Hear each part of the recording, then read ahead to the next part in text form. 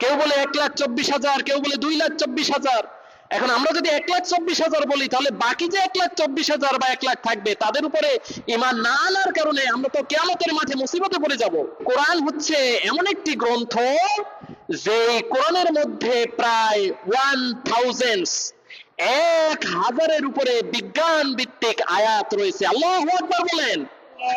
আমরা মুসলমান এই কোরআন গবেষণা করে আমরা পাই নামাজের পর মোনাজাত আছে কি নাই, নামাজের পর মোনাজাত 1 হাত তুলে নাকি 3 হাত তুলে, তারাবির নামাজ কি 20 রাকাত নাকি 10 রাকাত। আমরা মুসলমানেরা এই কোরআন গবেষণা করে বের করি মিলাদ কি দাঁড়াইয়ে হবে না বসে বসে হবে না শুয়ে শুয়ে হবে। অথচ এই কোরআন গবেষণা করে বিধর্মী অমুসলিমরা আজকে পুরো পৃথিবীতে বিজ্ঞানের জয় জয়ঙ্কার করাচ্ছে। কোরআন হচ্ছে বিশ্ববাসীর জন্য হেদায়েতের একটি রোড ম্যাপ। এটা কি হেদায়েতের রোড ম্যাপ? এটা হচ্ছে থিওরিক্যাল। এই থিওরিক্যাল কোরআন এটাকে প্র্যাকটিক্যাল কিভাবে বাস্তব জীবনে বাস্তবায়িত করানো হয়, এই জন্য আল্লাহ তাআলা যুগে যুগে অসংখ্য নবী, অগণিত নবী পাঠিয়েছেন। আমরা কোনো সংখ্যার মধ্যে গেলাম না। কোরআন শরীফে আল্লাহ তাআলা বলেন, আমি অসংখ্য নবী পাঠিয়েছি যার নাম তুমি জানো। কিছু নবীদের নাম আমি জানালাম, কিছু নবীদের নাম আমি জানালাম না। আল্লাহ তাআলা কোরআনে কোনো সংখ্যা উল্লেখ করেন নাই। তো আমরা যদি কোনো সংখ্যায় যাই, তাহলে তো যে সংখ্যা নবী আল্লাহ পাঠিয়েছেন এর থেকে যদি কম আমরা বলি, তাহলে বাকি নবীদের উপরে ঈমান না আনার কারণে আমাদের ঈমানের পূর্ণতা হবে না। কেউ বলে 1,24,000, কেউ বলে 2,24,000। এখন আমরা যদি 1,24,000 বলি, তাহলে বাকি যে 1,24,000 বা 1 লাখ থাকবে, তাদের উপরে ঈমান না আনার কারণে আমরা তো কিয়ামতের মাঠে মুসিবতে পড়ে যাব। অথবা যদি আমরা কম বলি, তাহলে মানে বেশিও যদি বলে ফেলি, তাহলে বেশি অতিরিক্ত নবীর উপর ঈমান আইনা আবার কোন ঝামেলা। তার থেকে আমরা আল্লাহর দেওয়া কোরআনের ভাষা অনুযায়ী বলি অসংখ্য নবী, অগণিত নবী। এই কোরআন হচ্ছে এমন একটি কিতাব যে কিতাব এসেছিল সেই আরব জাহানে আমাদের প্রিয় রাসূলের উপরে। তৎকালীন আরবের অবস্থাটা ছিল এরকম: খুন, আহাজারি, হত্যা, মামলা, ধর্ষণ, ইফটিজিং, লুট, জিনা, জুয়া, ব্যভিচার, অশ্লীলতা, বেহামি, হামলা, মামলা এক নিত্য নৈমিত্তিক ব্যাপারে পরিণত হয়েছিল। সেই যুগের মানুষের মধ্যে কোন নারী রাস্তা থেকে হেঁটে গেলে এটা কার মা কার বোন সেই দিকে পরোয়া করা হতো না। সেই সময়ে সুদের চক্রবৃদ্ধি হারে এতটা সুদের প্রকোপ সমাজে ছড়িয়ে পড়েছিল যে মানুষ সুদের কারণে তার সর্বস্ব হারাতে বাধ্য হয়েছিল।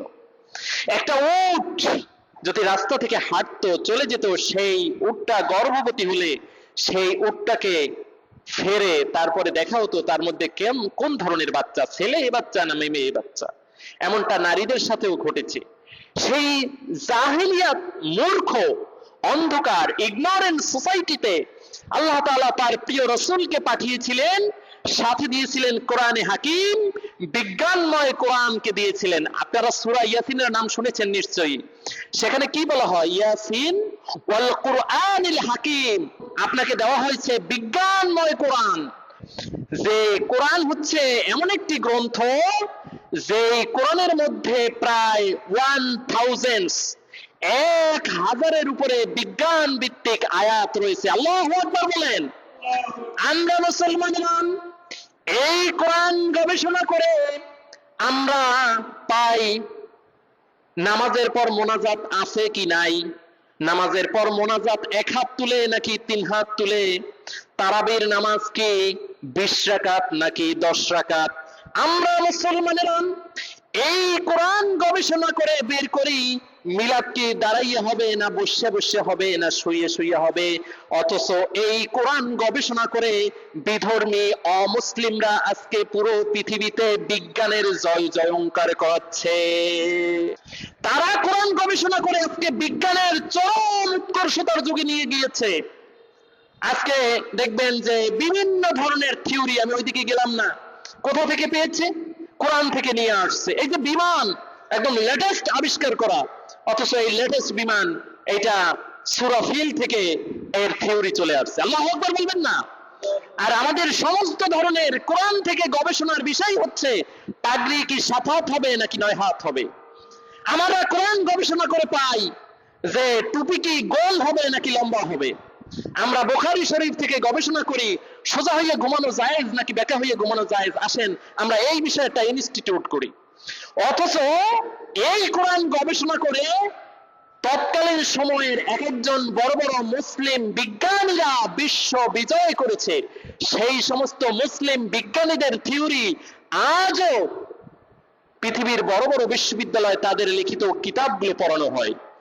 যদিও ওই নামে পড়ানো হয় না, ভিন্ন ভিন্ন নামে পড়ানো হয়, নামগুলো উল্টিয়ে দেওয়া হয়েছে। যেমন বর্তমান সোশ্যাল মিডিয়ায় এই যে অ্যালগরিদম অনুযায়ী সবকিছু চলে, ইউটিউব অ্যালগরিদম, ফেসবুক অ্যালগরিদম, সবকিছুর একটা অ্যালগরিদম আছে। এই অ্যালগরিদমের আবিষ্কারও কিন্তু আমাদের মুসলমান বিজ্ঞানীরা আবিষ্কার করেছিলেন। ইবনে সিনা, আধুনিক চিকিৎসা বিজ্ঞানের যে জনক ইবনে সিনা, তার লেখা কিতাব আজও বড় বড় বিশ্ববিদ্যালয়ে পড়ানো হয়। হাজিরিন, আমরা আসুন, এই কোরআন এটা ঝগড়া করার জন্য আসে নাই। এই কোরআনটা এসেছিল সমাজে মানুষকে কিভাবে হেদায়েত দিবে, সমাজের মানুষকে কিভাবে জুলুমাত থেকে আলোর দিকে নিয়ে যাবে, অন্ধকার থেকে আলোর দিকে নিয়ে যাবে, সেই জন্য এই কোরআনটা পৃথিবীতে এসেছিল।